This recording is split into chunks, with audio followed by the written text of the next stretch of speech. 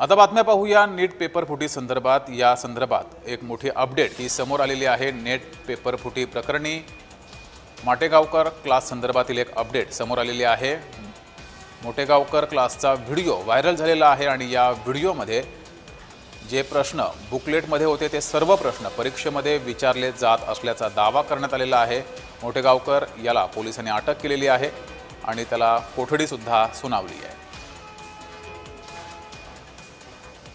मोटेगावकर क्लासचा video viral झालेला आहे आणि या व्हिडिओमध्ये जे प्रश्न बुकलेटमध्ये होते ते सर्व प्रश्न परीक्षेमध्ये विचारले जात असल्याचा दावा करण्यात आला आहे। या प्रकरणी आता तपास सुरू आहे।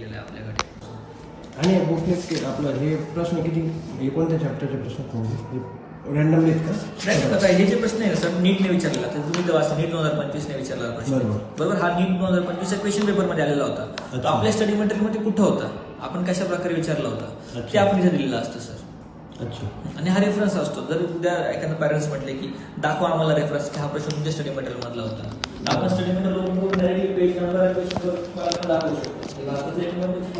काम करतात बघितलं एक प्रश्न कमीत कमी 2 ते 3 वेळेस विचारला गेलेला आहे आपल्याकडे। असं आपण त्यांच्यावर काम करत असतो। याच्यात आपण असं नाही की आपण 180 ते 180 क्वेश्चन आपल्या पुढे ना पुढे स्टडी मटेरियल मध्ये आलेले असतात। मी रँडमली कोणताही पेज ओपन करून टाकू शकतो। आता हे केमिस्ट्रीचं आहे, हे बायोलॉजीचं आहे, फिजिक्सचं पण म्हणजे आपल्याकडे एक ॲश्युरन्स आहे की आमच्याकडे अश्युरिटी आहेत। आम्ही क्लासमध्ये शिकवलेलं किंवा आमच्या स्टडी मटेरियल मधलं किंवा आमच्या टेस्ट सिरीज मधलं हे तुम्हाला कुठे ना कुठे नीटच्या परीक्षेला विचारलं जातं। ही आम्ही अश्युरिटी देऊ शकतो। अच्छा, नीटचे क्लास लावले तर एखादा ॲश्युरन्स असं मिळेल की आपण नीट क्रॅकच केलेला सर आमच्याकडे जो रिझल्ट आहे तो भारतातला